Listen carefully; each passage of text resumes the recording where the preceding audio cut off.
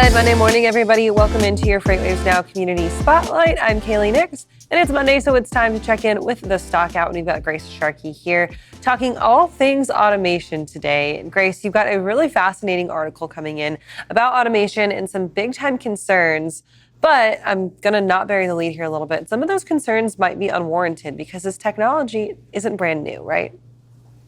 Yeah, so back early summer, the reason that these talks were actually halted, one of the reasons was apparently at the APM terminals in Mobile, Alabama, the ILA found out, quote unquote, found out that they were using an Autogate system. Now, I will put out there that that system, according to reports, has been there since 2008. And to give you some history, there's been contract negotiations not only in 2018, but also 2012. So it is odd that that is the argument, seeing that it looks like these have been in play for some time. Now, what they do fight against, though, is when these automation systems, Autogates in particular, they're concerned with because of how many jobs it could displace, is what's happening to those workers. So hopefully we're seeing the training happening behind the scenes to make sure that these workers are getting in place, but there's a lot of checks and balances within the master contract currently that would avoid this situation. So right now, I don't think it holds much merit, but it's an interesting examination of just in general how our ports compare to those across the world. Yeah, and I think that that is the conversation, right? Is there is this kind of hesitancy of trending towards automation, but the reality is if you look at a lot of the major ports across the rest of the world, we're significantly behind, and there's really not an easy way to kind of pinpoint the reasoning behind that. But if we could, what do you think are some of those reasons? Is it just like truly a fear of losing these jobs? Is it not enough technology? What do we think the real reasoning is that we're seeing this continued pushback and then the, I guess, failure to compete with our other large ports? Yeah, I mean, honestly, I think a big piece of it is this labor protection that is happening, and really, what's interesting in regards to the contracts in particular is not only the steps that go into play in order to get automation implemented. So think as an investor, right? Not only do you have to depend on and hope that your investment within that technology is solid, but you also have to win over technically the Labor Party as well in what they call their new technology committee, which is about 7 or so individuals that have to, not only check the effects of the automation, determine how many people are displaced from it, the possibility of recreating that, fixing that problem without adding the automation behind it. There's a number of things that goes into it. So I think a little bit of it is the labor aspect, just because, again, think about the big investment that goes into a lot of the technology companies that we cover here at FreightWaves, but then you also have to be concerned with, well, how is labor going to play with that as well? And then on top of that, too, we've just always really been behind in this area for some time now. So I think what's interesting is the protections, which unions are, you can go one way or the other, but in particular, how are we maybe slowing down the potential trade that we could have at these ports that could bring more business as well, that could be positive for these jobs and the pay that they're looking to make if we were to implement automation. That's why you see a lot of this push, I think, is happening because of the current administration. We had the Shipping Reform Act that actually asked the government to start looking into how far behind we are and pushing these terminals and these ports to start looking at automating, and not only for productivity's sake, but also safety as well. Autogates in particular, you see thousands of trucks coming in and out, and that can be unsafe as well for some of those employees. So I think the labor is probably one of the biggest reasons that we're seeing this today. When the ILWU union and the West Coast dock workers were on strike and they had their negotiations that were really kind of contentious and put a lot of news out into the ether, right? We saw that automation was one of their chief concerns. Of course, the discrepancy between pay and rates and all kinds of stuff was up there too.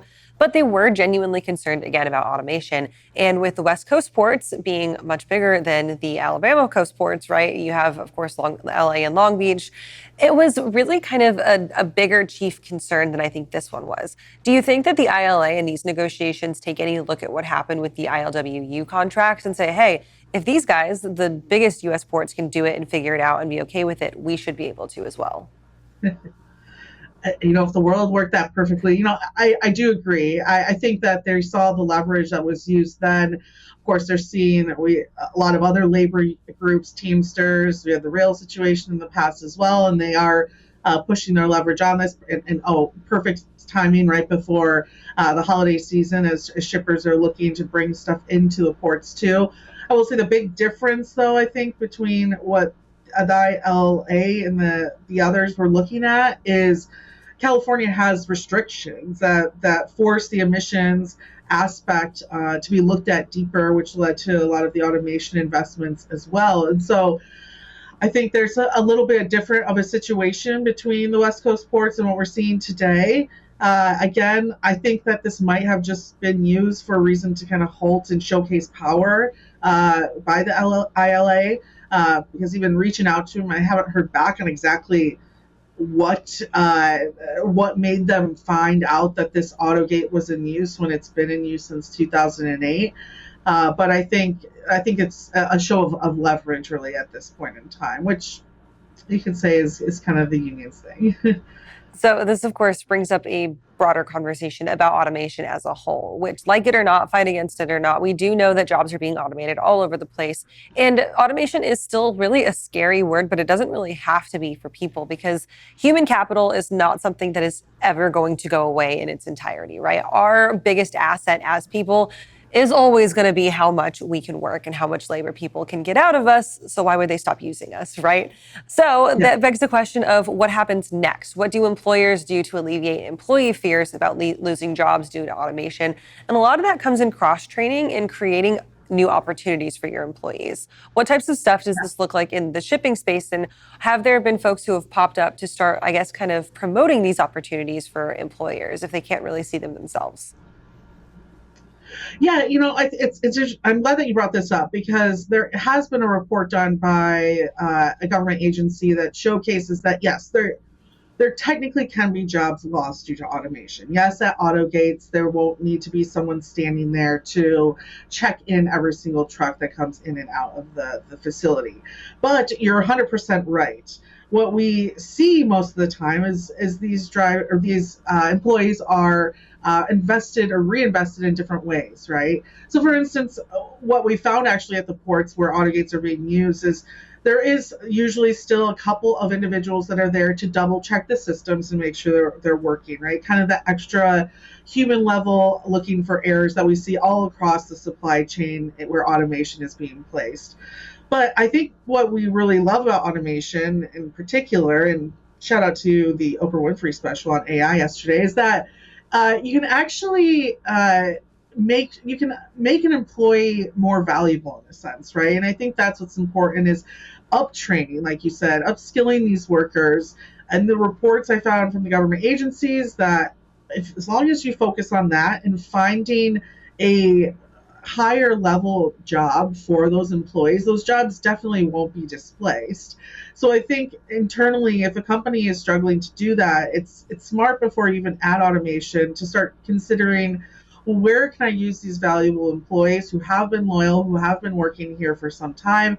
Where can I upskill them? Where can I start training them into different areas that would be as helpful as well? And so, yes, to say that automation doesn't take a job away, technically it does, but it leaves a really, really incredible opportunity for companies and ports alike to invest those employees into something that's, I think, not only a better job for them long term, but probably a job that's going to be safer, better for their family long term in terms of pay, and just an overall better lifestyle experience. And honestly, chances are, if your company is willing to lose you as a person and replace you with a robot that easily, they likely didn't value you that much anyways. But that's a conversation for another day. Grace, Oh, we've got the stock out. hot topics this Monday. I love it. Let's go. We're throwing some spice. We're throwing some spice. Speaking of spice, you and Mike Bautista will be here in just about 20 minutes with the stock out live. Where can people go to find that? Yeah, you can check it out on our YouTube page. Head to YouTube, type in FreightWaves, it'll pop up right at the top for you. You can watch it on the website as well. And we actually have returning guests with us from Road Techs from Echo. So we'll dive a little bit into LTL refrigerated shipping, which we all know can be a pain in the butt. So you'll learn how to do it right, though, from Echo. There we go. All right, Grace, thanks for joining us this morning. We'll catch you with Mike here in just a few minutes, and have a great rest of your day. Thanks, Kaylee.